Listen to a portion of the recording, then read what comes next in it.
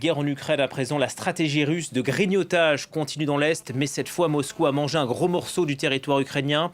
Il contrôle désormais la ville de Vuhledar, un nœud logistique crucial pour Kiev, qui a préféré se retirer de la ville. Cerise, le Sudrilodu, vous êtes en direct de Kiev pour France 24. L'armée ukrainienne n'a donc pas fait le poids face aux Russes après des mois de combat autour de cette ville. Oui, hein, effectivement, elle vient de confirmer en début d'après-midi son retrait de la ville. Alors, je cite, pour préserver ses soldats, ses équipements et pour prendre des positions pour des actions futures. Alors, l'armée russe revendique depuis hier la prise de cette ville. Et d'ailleurs, plusieurs images et plusieurs vidéos ont émergé sur les réseaux sociaux.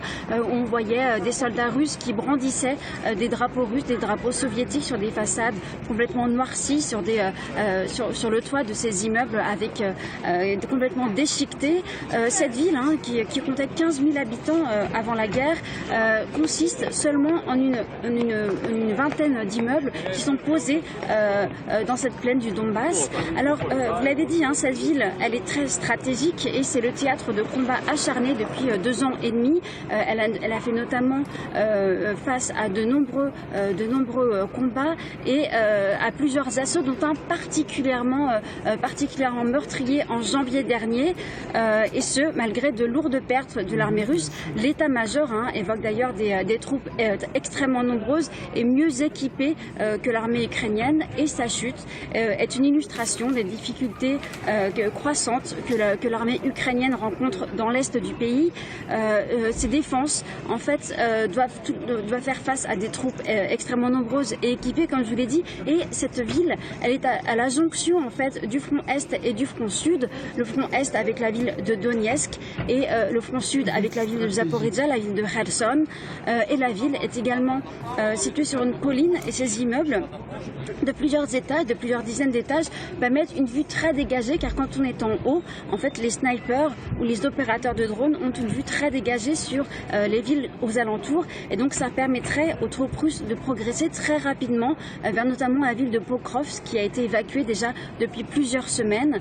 À noter aussi que selon plusieurs médias locaux, une centaine de civils seraient encore sur place. Ils auraient refusé de quitter la ville et survivraient actuellement dans des abris souterrains. Ah, les amis, vous avez entendu. Les gens ne disent jamais la vérité. Qu'il y a dizaines de milliers d'Ukrainiens qui vivent dans ces bombes-là, dans les décombres, sous les ruines. Pourquoi? Ils ont refusé d'évacuer parce qu'ils ne se sentent pas ukrainiens. Ils attendent la Russie. Et comme les gens ne veulent jamais dire la vérité, ils vont dire que oui, ils ne savent pas où aller. Ils savent où aller. C'est eux-là qui donnent les informations aux soldats russes. C'est eux-là qui donnent les informations à l'armée russe. Ceux qui ne veulent pas partir là, ceux qui sont là, c'est les russophones, c'est les enfants de la Russie. Eux, ils n'ont pas accepté de partir de l'autre côté. Ceux qui ont accepté là, ils sont partis depuis longtemps. Pourquoi est-ce que ceux qui sont à Kiev ne veulent pas venir se battre? Il y a des vidéos où on les poursuit dans la rue comme ça. Ils disent que ce n'est pas la guerre, ce n'est pas les terres. Ils n'ont pas l'intention d'aller défendre cette terre-là. Et c'est la réalité. C'est une ville stratégique. Oui, très très importante. La ville là, vous allez voir que dans les 2 semaines, dans les 2-3 mois à venir, nous allons parler que c'est affaire de pourparler ou rien. Vous allez voir. Parce que cette ville-là, il y a beaucoup de trains qui passent là-bas, il y a plein de choses. Elle est sur une colline, vraiment.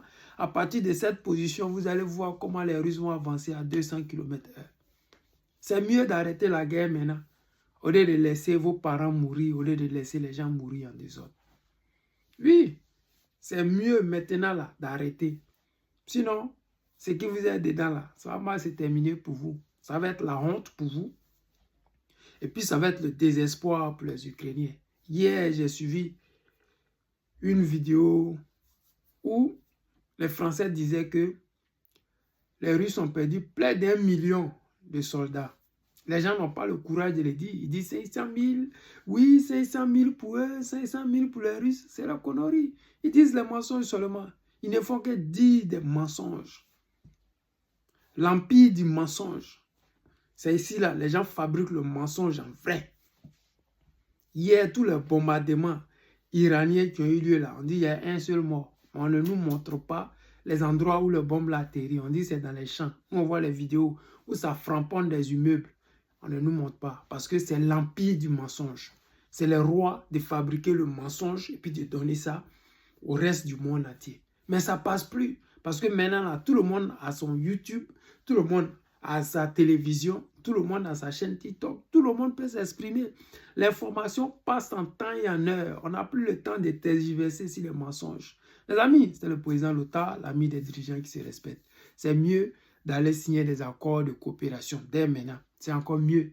Voilà, pour nous autres pays africains, nous devons aller nous mettre sous le parapluie militaire russe pour que nos enfants puissent voir le jour. Sinon, nous serons exterminés très vite parce que les gens de l'autre côté là, eux là, soit tu es soumis, soit ils te dégagent. Ils ne sont pas des coopérants, ils ne sont pas des amis de qui que ce soit, ils ne font pas de gagnant-gagnant avec qui que ce soit. Soit c'est eux, soit c'est personne. C'est comme ça ils vivent et c'est ça nous voyons en Israël.